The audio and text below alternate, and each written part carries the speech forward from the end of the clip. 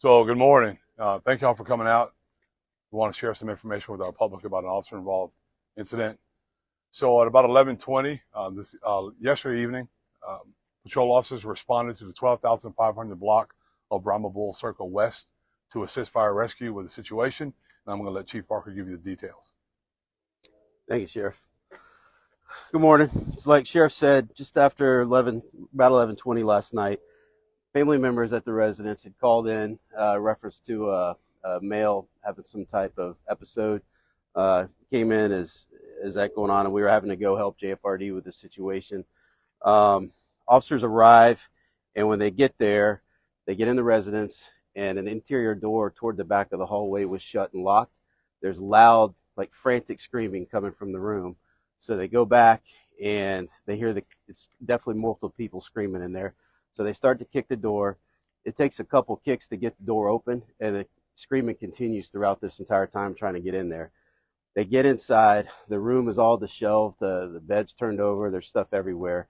And laying over the top of the bed, the male, who's our suspect in this, is from behind the lady. He's holding her by the hair, just yelling and screaming, continue to scream. He's holding her by the hair, not letting her go. She's holding on to a young child.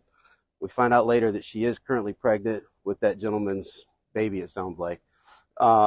Meanwhile, they're trying to separate them, so they end up tasing him, and they're able to get her separated at that point. Her and the kids leave the room. She gets the kid out of the room.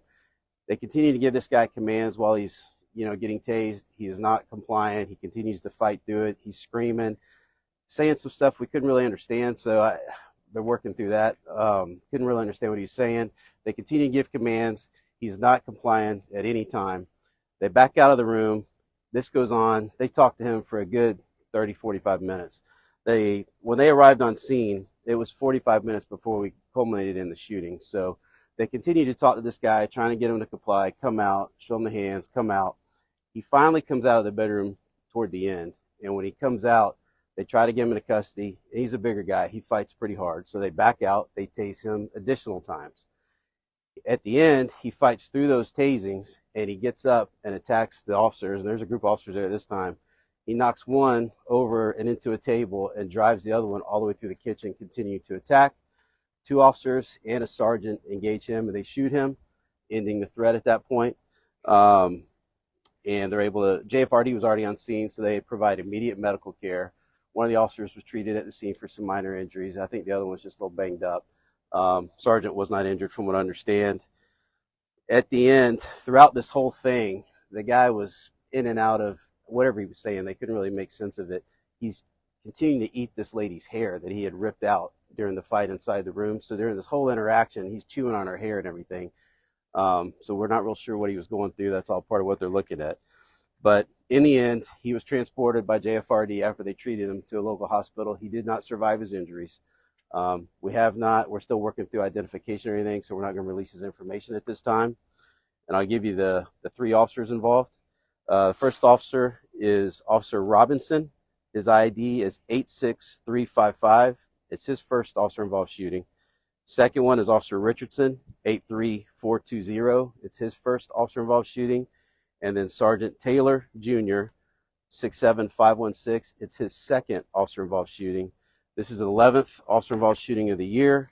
The scene is they're still working the scene over there. The state attorney's on scene conducting their investigation at this time. And with that, we can take a few questions. How many shots were fired? I don't know. There was several. So when they first go in the room, he's holding the woman and the baby. Commands to stop. He doesn't. When they finally separate them, the woman and the baby leave. The officers leave the room as well? Nope. So he's holding the lady by the hair. She's clutching the kid, kind of covering the kid, if you will. He's holding her from behind over the top of this bed that's basically destroyed. He's over the top holding her, and she's kind of down on the floor, kind of on the bottom of the mattress, I would say. When they tase him, she's able to scoot between them. They stay with him right there, continuing to give him commands because they got the taser on him. The wires are in him. He's not complying. They give him a couple cycles. He's still not complying.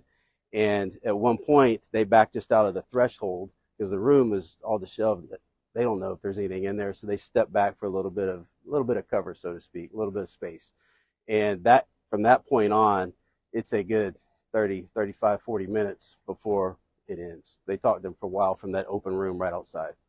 And then when he attacked them, he came through that opening towards them. So when he first comes out of the room, they try to take him into custody. And it's like, if you picture like just a square hallway where there's a couple rooms with doors, that's all it is. He kind of crouches down there and fights from there. They back out. They tase him, a few more tasings, right? A couple of them hit him at the same time with a taser. He then fights through all that and attacks him out into the room and takes the other officer all the way to the kitchen. There were other residents. I'm sorry? There were other residents in the house. Not when this happened, but in the beginning, they're the ones that called the police, family members. They're all out of the house when this happened.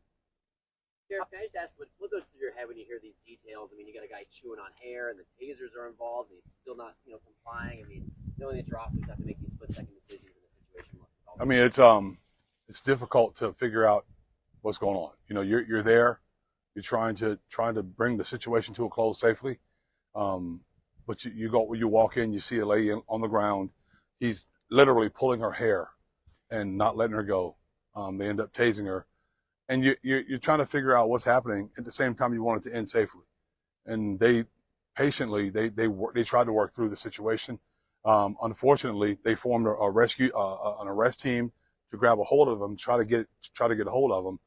Once he broke through that, he stood there like this when they tased him again, and when it was over, he fought through it, removed the prongs, and took off and attacked, and that's where it ended. It's unfortunate. You never want it to end like that, but it did. Now the investigative process takes place, and we're going to look at it and see what we can figure out. State attorney's going to do their job, independent of ours, and we're just waiting. But it's a tough situation. You don't want to see anyone hurt.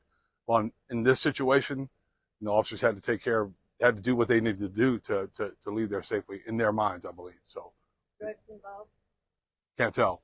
Something. I don't know whether it was drugs or whether there's a mental situation that's going on. It's very difficult to tell just by watching and looking. It was very bizarre, very, very dangerous. You could tell it was dangerous. Just don't know exactly whether there were drugs involved or not. Do we know how many times they tased or attempted to tase him? It was a lot. It was a lot. It was all within policy.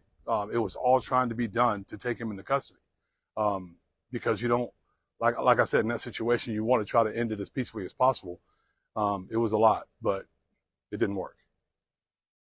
We know how many shots were fired? You asked that once already? Yeah. You already asked that once? I did. I apologize.